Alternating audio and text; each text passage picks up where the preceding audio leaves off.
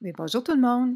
Ici Joanne Brunet du vlog Je tricote comme je suis et aujourd'hui, c'est pas vraiment un vlog, un épisode de vlog en tant que tel, c'est quelque chose que je vous avais promis, en décembre dernier quand je vous ai parlé de faire un tricot fest, un cal.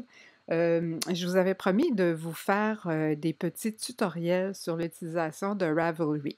Alors voilà, aujourd'hui, je vais vous proposer mon premier ou deuxième, peut-être un ou 2 épisodes, là, je vais voir ce que je vais être capable de faire. Alors on va commencer évidemment avec, par le commencement, n'est-ce pas? On va donc commencer par, comment ouvrir un compte avec Ravelry. Mais avant de passer à ça, juste, pour vous rappeler, ceux qui se joignent à moi pour la première fois, alors, vous allez constater, dans ma chaîne YouTube que j'ai déjà, 6 épisodes de vlog en tant que tel. Si jamais ça vous intéresse de les visionner et de vous abonner à la chaîne, il va y avoir d'autres tutoriels qui vont s'ajouter éventuellement. J'essaie autant que possible de procurer du contenu intéressant. Si vous pouvez me faire aussi un petit pouce, c'est sûr que ça fait toujours plaisir, me laisser des commentaires, j'adore vous lire et je réponds à tous mes commentaires systématiquement. Des fois, ça peut prendre un petit peu plus de temps, mais je finis par répondre à tout le monde. Pour me suivre, si vous souhaitez, me suivre sur Facebook, sur Instagram ou sur ma chaîne YouTube, mon identifiant, c'est Carmagination avec un K, Carmagination. Et sur Ravelry, c'est Carmagination 2. Alors, tout de suite, on va commencer avec, la page, d'accueil de Ravelry. Donc, c'est sur ravelry.com, ravelry.com. Quand on entre sur le site de Ravelry, c'est en anglais. Alors, je crois qu'il y a une fonction, on va regarder ça ensemble tantôt, je m'en suis pas assurée parce que je suis tellement habituée, de le faire en anglais que je me suis pas assurée que c'était faisable de le mettre en français, mais je vous dirais qu'une partie du site qui a probablement été traduite, mais on va regarder ça tantôt. La première chose quand on entre dans le site, qu'on voit, c'est une image qui soit elle bouge ou soit elle est statique. Alors, ils ont un petit réglage en bas, à gauche ici, comme vous pouvez voir, qui vous permet de désactiver l'animation si c'est quelque chose qui vous cause des malaises. Il y a beaucoup de gens qui sont affectés par les choses mouvantes à l'écran. Donc, si c'est quelque chose qui vous cause un malaise, vous pouvez appuyer là-dessus. Là, je l'ai activé parce qu'elle était déjà désactivée. Comme vous pouvez voir, ça bouge un petit peu. Sinon, ben, vous pouvez venir l'arrêter, l'animation ici en bas à gauche. Alors, la première chose qu'il va falloir faire, c'est de se joindre à Ravelry. Donc, normalement, quand vous arrivez avec cet écran-là et que vous avez déjà un compte, bien, vous entrez vos identifiants ici. Là, dans le cas présent, on est là pour la création d'un compte. Donc, on va aller ici dans Sign Up et on va appuyer sur le bouton Join Now qui va nous permettre de créer notre compte.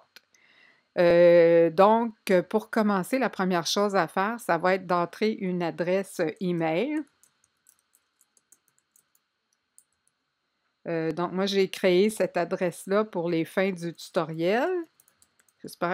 J'espère que ça va fonctionner. C'est ce qu'on va voir. Donc, j'ai marqué carmaginatest@gmail.com. C'est mon adresse.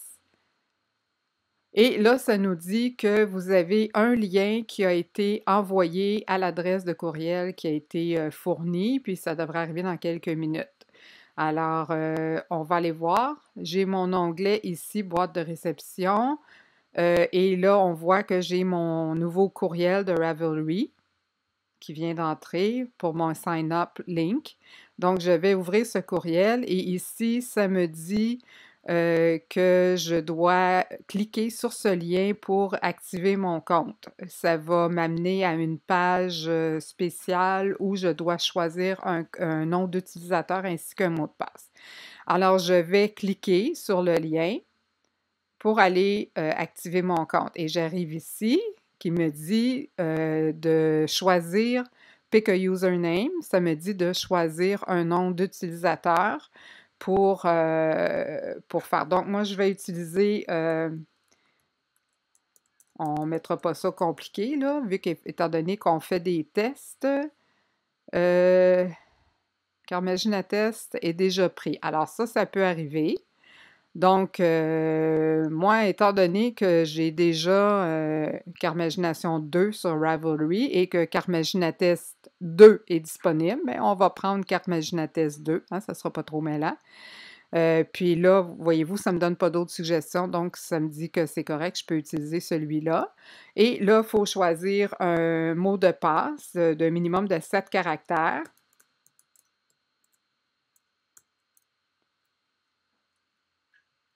Attendez un petit peu.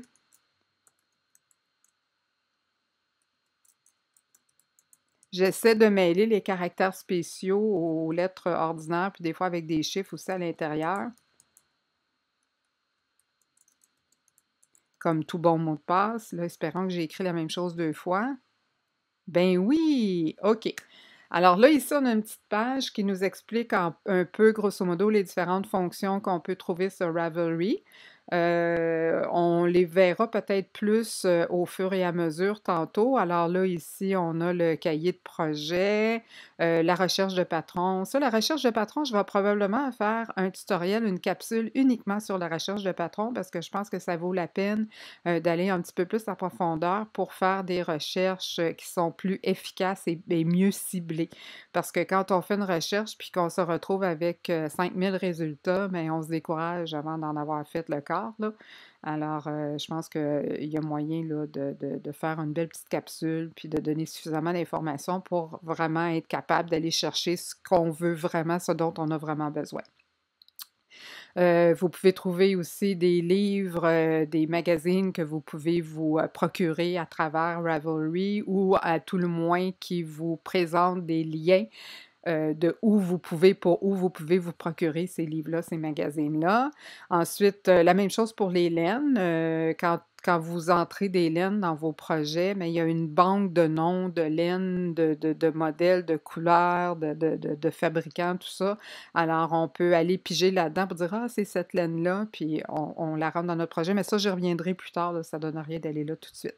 Il y a les groupes aussi, les groupes de discussion, comme le groupe Je tricote comme je suis, dont je vous parle dans mes épisodes de podcast et où vous trouvez le lien aussi dans la description de mes épisodes. Alors, il y a différents groupes. Ici, on voit celui de Hohi Locatelli. Euh, mais il y en a énormément, là, des groupes, c'est vraiment intéressant. C'est un peu comme les anciens forums pour ceux et celles qui étaient sur le web au début des années 2000. Oui, au début des années 2000, il y avait beaucoup ça, les forums de discussion, parce qu'en fait, il y avait comme pas Facebook, là, où c'était pas très populaire. Avant 2005, là, Facebook, on entendait très peu parler. Mais il y avait beaucoup de forums, notamment sur AOL, qui est American Online, en tout cas, puis il y avait d'autres fournisseurs comme ça où on avait des forums. Fait que ça ressemble un peu à ça, les groupes de discussion. Mais il y a de l'activité, les cases se tiennent souvent là-dessus parce que c'est plus facile de comptabiliser les participations puis d'effectuer un tirage. Et puis, l'échange d'informations, montrer les projets, il y a de la discussion. C'est le fun. Et puis, vous avez aussi People. Ben ça, c'est des gens, des contacts que vous faites sur Ravelry, des gens que vous pouvez ajouter dans votre liste de contacts, des amis. Donc, vous allez voir passer, si vous ajoutez des gens dans votre liste de contacts, vous allez voir passer leurs publications, ce qu'ils ont ajouté à leurs favoris, ce qu'ils ont ajouté comme projet, les projets qu'ils ont complétés, etc. Alors, vous pouvez les suivre un petit peu plus à travers l'onglet des gens. Donc, on va aller tout de suite ici. Ça ici, c'est une partie du menu qui est quand même intéressante, mais on va y revenir plus tard. On va plus s'attarder ici, qui est la zone qui vous concerne individuellement, particulièrement. Donc, ici, vous avez une petite enveloppe. De toute évidence, on parle de communication. Donc, il y a un système de courrier interne, un peu comme Messenger, si on veut, mais au lieu d'être attaché à Facebook, c'est attaché à Ravelry. Donc, ça, c'est le système de courrier interne de Ravelry. Si jamais vous voyez un petit chiffre en rouge au-dessus, ça veut dire que vous avez des messages. Il faut cliquer là-dessus pour aller les voir. Ici, ça, c'est pour vos groupes, les forums. Là, ma petite main le cache, là, mais le mot s'affiche là, quand on passe dessus. C'est vraiment les forums, les groupes de discussion. Vous allez pouvoir retrouver à peu près la même chose ici. Vous voyez, vous avez le même symbole là, ici, là, dans l'onglet communauté ici. Communauté, community. Voilà. Et ici, c'est votre carnet, si vous voulez, Ravelry. Et dans votre carnet Ravelry, vous avez vraiment plusieurs choses. Vous avez vos projets. Alors, tous vos projets que vous allez vouloir ajouter sur Ravelry, vos projets en cours, qu'éventuellement vous allez terminer, puis tout ça, bien ça, vous pouvez tout mettre ça sur Ravelry. Le queue, ça, c'est vraiment la file d'attente de vos prochains projets, les projets à venir que vous voulez vraiment en faire. Parce qu'il y a une différence entre les favoris qu'on voit ici et le queue. Les favoris, c'est vraiment des... En tout cas, moi, ma vision personnelle, là, c'est que moi, dans mes favoris, je vais mettre des patrons que je trouve intéressants, que peut-être un jour, j'aimerais pouvoir retrouver afin de pouvoir les faire, mais c'est pas nécessairement quelque chose que je veux commencer prochainement ou incessamment. Mais si vous cherchez, par contre, un patron et que vous tombez sur deux, trois patrons qui vous intéressent, puis là, vous dites, ah, j'aimerais ça tous les faire, ou mais je peux commencer par celui-là, puis après je vais faire lui, puis après je vais faire lui. Bien là, vous pouvez les mettre dans votre queue, dans votre file d'attente. Fait qu'à ce moment-là, ça va être facile à retrouver parce qu'à un moment donné, on peut venir avoir beaucoup, beaucoup de favoris, puis là, ça devient plus difficile à chercher là-dedans. Mais si vous les mettez dans votre, si vous les mettez dans votre file d'attente, ça va être beaucoup plus facile de les retracer éventuellement parce qu'il y a beaucoup moins de choses dans votre file d'attente, puis vous savez que c'est quelque chose que vous voulez vraiment, vraiment commencer le montage dans pas trop long, là, dans quelques semaines, quelques mois. Alors, on met ça là. Stash, ben ça dit ce que ça dit, hein. Moi, j'ai jamais eu beaucoup de stash, fait que ça a été facile pour moi à un moment donné de prendre des photos puis de mettre tout ce que j'avais en ligne dans Ravelry pour garder un registre de mon inventaire, si on veut, garder un dossier de mon inventaire. Mais puis là, ben maintenant, ben au fur et à mesure que j'en achète, ben c'est plus facile de le faire à mesure, là. Je prends une photo puis je l'ajoute à mon stash. Alors, ça, c'est le fun parce que quand vous entrez un projet par la suite, bien, si la laine est déjà dans votre stash, bien, vous pouvez dire, bien, va dans mon stash, puis va chercher cette laine-là, c'est cette laine-là, puis ça vous dit aussi quelle quantité qui vous reste. Alors, ça, c'est intéressant. Handspun, ça, c'est pour les gens qui filent. Je ne l'ai pas vraiment étudié, cet onglet-là, honnêtement, là, mais c'est pour les gens qui vont faire, qui vont filer leur laine, puis tout ça. Alors, ou c'est de la laine faite maison, là, je ne sais pas trop, là. Faudrait vraiment s'attarder plus à ça, mais de toute façon, c'est dans les fonctions un petit peu plus avancées, fait que c'est pas nécessaire dès le début. Je pourrais vous donner plus d'informations dans le futur. Les outils, c'est ici que vous pouvez inventorier tous vos crochets, vos aiguilles à tricoter, les aiguilles droites, les aiguilles à double pointe, les circulaires, tout ça, vous pouvez toutes les mettre là. Fait que comme ça, quand vous débutez un projet, puis ça vous demande, je sais pas moi, une 3,25 circulaire avec un fil de 40 pouces, ben là, vous pouvez aller voir directement là pour savoir si vous l'avez ou non. Fait que c'est quelque chose qui peut être pratique. Les favoris, ben c'est évidemment vos favoris. Quand on va arriver là un petit peu plus tard, vous allez voir qu'il y a des façons même de classer vos favoris par paquet, en fait, c'est des dossiers, des classeurs de favoris. Fait que ça, c'est intéressant. La librairie, c'est quelque chose, la bibliothèque, en fait, c'est quelque chose qui est un petit peu différent des favoris. C'est que quand vous mettez quelque chose dans vos favoris, ça peut être des patrons payants, des patrons gratuits, mais ça ne veut pas dire qu'ils vont toujours rester dans les favoris. Ils vont rester dans les favoris tant que la personne qui les a mis en ligne, la designer, va les laisser disponibles. Il peut arriver à un moment donné que la designer décide soit de retirer le patron ou que le patron gratuit, au moment où vous l'avez mis dans vos favoris, était gratuit puis qu'elle décide qu'elle le met payant, bien là, à ce moment-là, là, vous allez être obligé de le payer pour l'avoir si vous décidez vraiment d'y aller de l'avant avec ce projet-là à un moment donné. Tandis que vous pouvez quand même mettre ces choses-là dans vos favoris, mais admettons pour un patron gratuit qui est sur Ravelry, vous allez pouvoir en même temps l'ajouter dans votre bibliothèque et à partir du moment où il est dans votre bibliothèque, il reste dans votre bibliothèque. Alors, même si la personne qui a dessiné le patron décide que ça devient payant ou qu'elle le retire, il est dans votre bibliothèque, il est à vous. Alors là, ça ne part pas de là. Donc, il est bien soit quand vous voulez vraiment vous procurer le patron, puis pas juste mettre un like dessus, si on veut, là. Quand vous voulez vraiment vous le procurer, bien, soit vous le téléchargez immédiatement ou soit vous l'envoyez dans votre bibliothèque, puis là, il va rester là.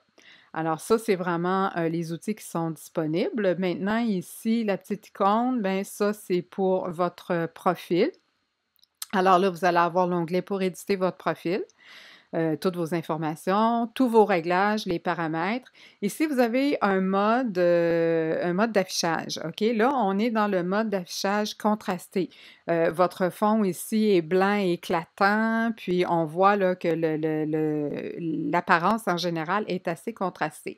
Mais vous avez l'autre mode ici qui est un petit peu plus doux pour les gens qui ont de la difficulté avec les contrastes élevés, parce qu'il y a des gens qui ont eu beaucoup de problèmes avec ça, parce qu'avant, l'année passée, Ravelry avait pas l'air de ça.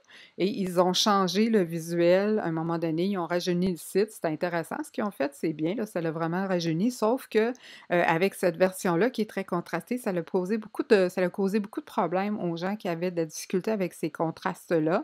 Et il y a même des gens qui en ont fait des crises d'épilepsie parce qu'il y avait des petites animations un peu partout, tout ça. Fait que là, maintenant, ils ont modifié des choses. Ils ont offert une version moins contrastée. On peut choisir la version qu'on désire, puis on peut choisir d'avoir ou non des animations. Alors, si je clique ici, ça va me donner, vous voyez le changement, là, c'est un petit peu moins contrasté. Ici, c'est comme plus gris, c'est moins blanc, fait que c'est plus reposant pour les yeux. Donc, moi, je préfère cette version-là, personnellement. Mes vieux yeux me remercient.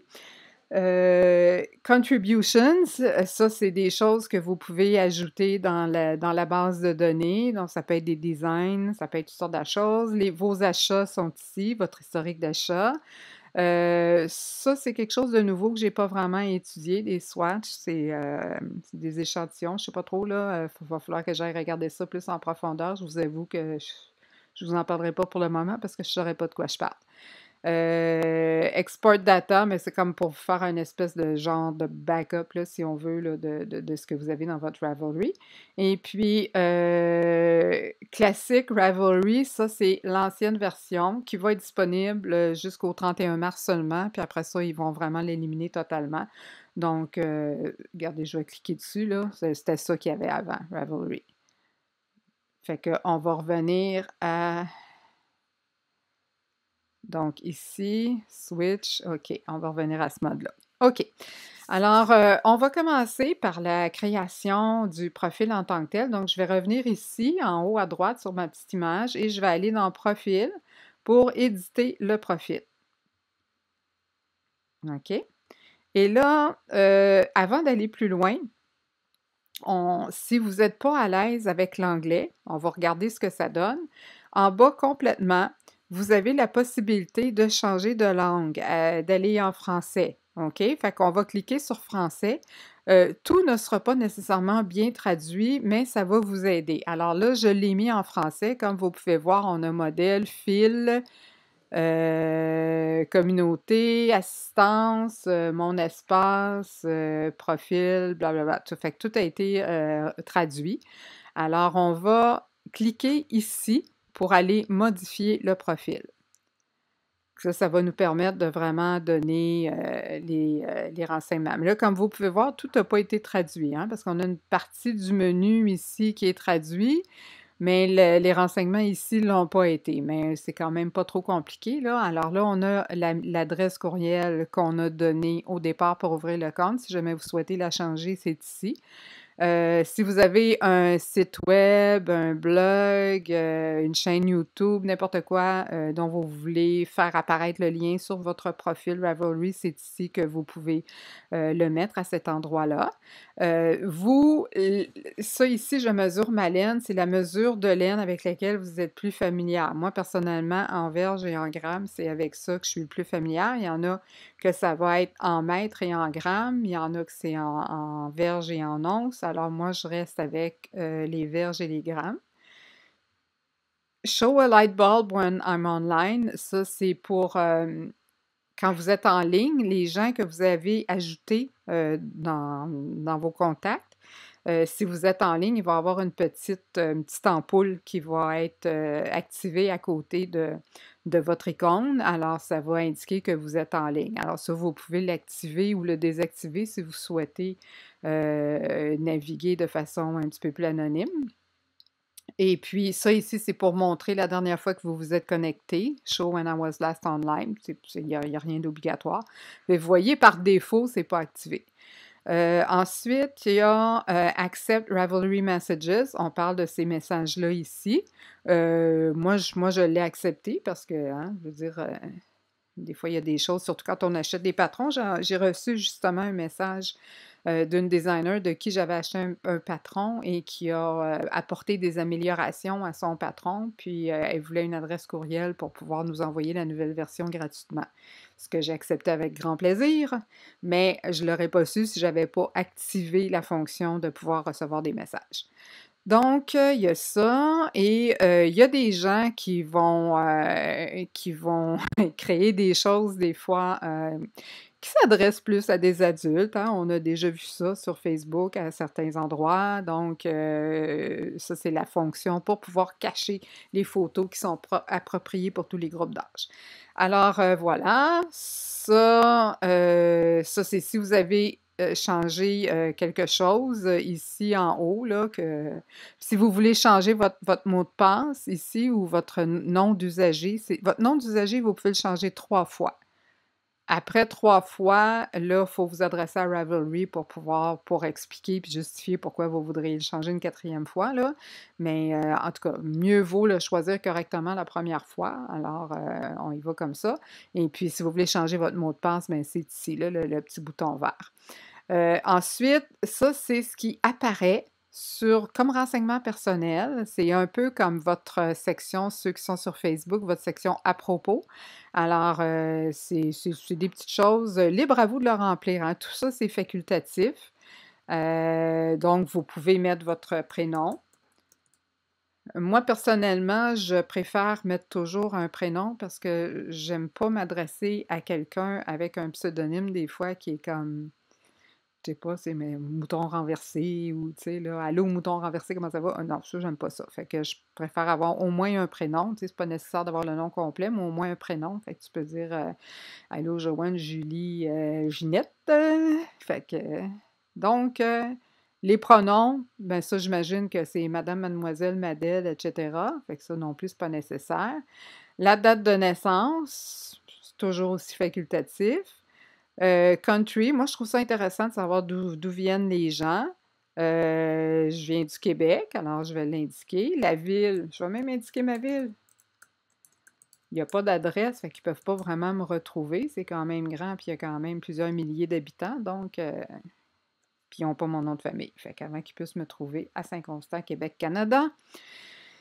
Je tricote depuis. Fait que ça, c'est des choses que vous pouvez indiquer. Là, je ne le remplirai pas nécessairement, là, mais mettons, je tricote depuis 10 ans, OK? Je crochette depuis 1968, hein?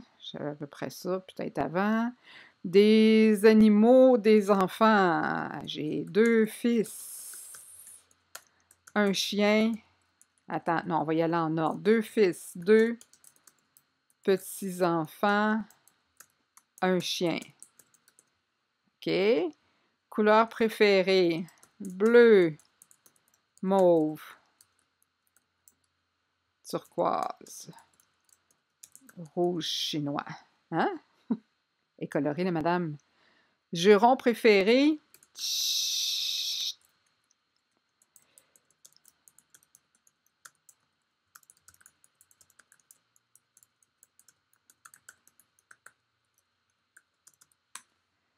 OK. Alors, là, j'ai fait Enter.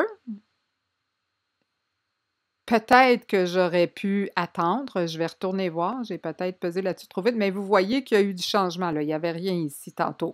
Ça fait que là, j'ai quand même plusieurs autres informations. Je vais retourner dans modifier mon profil, juste pour voir ce qu'il y avait en dessous. Ah ben oui. Fait que là, ici, on aurait pu dire, bon, ben, voici des choses que j'aime, des choses que j'aime pas, blablabla, n'importe quoi d'autre, vous pouvez l'indiquer là. Vous pouvez associer votre compte Instagram si vous en avez un. S'il y a d'autres sites sociaux que vous voulez ajouter, vous cliquez sur le lien ajouter, puis là, vous pouvez aller inscrire les adresses si vous avez une boutique Etsy, si vous avez une page Facebook. Je ne parle pas nécessairement d'un profil personnel, là, mais plus d'une page commercial ou artistique, votre Instagram, qu'est-ce qu'on voit, un Pinterest, des choses qu'on voit plus souvent, une chaîne YouTube, un Twitter, bon, en tout cas. Donc ça, ce sont tous des choses que vous pouvez ajouter dans les sites sociaux si vous voulez. Et si vous avez encore d'autres choses à dire, ben c'est ici, à propos de moi, que vous pouvez l'ajouter. Puis là, vous avez quand même là, certaines petites options pour faire une petite mise en page, puis que ce soit agréable à regarder ou à consulter. Une chose à savoir, c'est que pour ajouter des images dans Ravelry, vous devez utiliser soit une image qui est déjà sur le web en allant chercher l'adresse URL de l'image. Donc, vous faites un clic droit puis vous copiez le lien de l'image, l'adresse de l'image, ou il faut, pour insérer une image directement, ben il faut, je crois qu'il y a une version payante, là, c'est pas quelque chose qui est possible gratuitement, où vous pouvez utiliser une image qu'il y a dans un de vos projets ou de votre stash. Alors, c'est ça. Si je dis ici « Upload an image from your computer », il y a un extra, hein? Donc, il y a des coûts. Uploading directly to forum posts, cost c'est 5 par année. C'est quand même pas énorme, là. Que ça vous donne la possibilité de télécharger directement, téléverser directement des images de votre ordinateur sur Ravelry.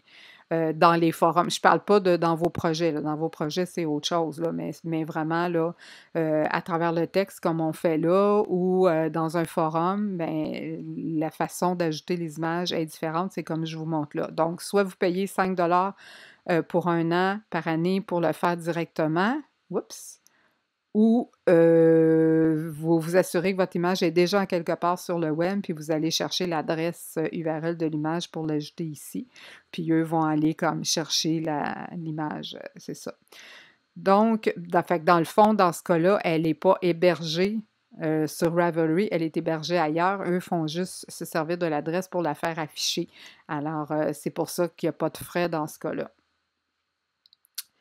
Donc, ça, ce sont les autres modifications que vous pouvez faire. Si jamais vous souhaitez, à un moment donné, supprimer votre compte, c'est également sur cette page-là, Delete your Ravelry account. Ce que j'ai fait à quelques reprises pendant que je regardais la façon dont je vous présenterais la création d'un compte sur Ravelry, parce que je créais, puis je supprimais, puis je créais, puis je supprimais, et c'est ça, etc. Donc, on va sauvegarder les modifications. Alors là, on revoit ici l'image de votre profil, pas l'image, mais ah, Seigneur, les mots me manquent. La page, l'affichage de votre profil.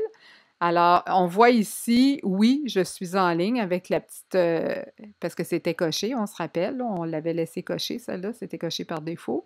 Donc, oui, je suis en ligne, j'ai une petite ampoule d'allumée à côté. J'ai tous les renseignements que j'ai indiqués. Ici, j'ai 0 projet qui ont été ajoutés. J'ai 0 en attente dans ma queue. Dans ma file d'attente. J'ai 0 dans ma bibliothèque, 0 post dans les forums, j'ai 0 stash en stock, 0 favori d'entrée, puis j'ai 0 amis. Que c'est triste.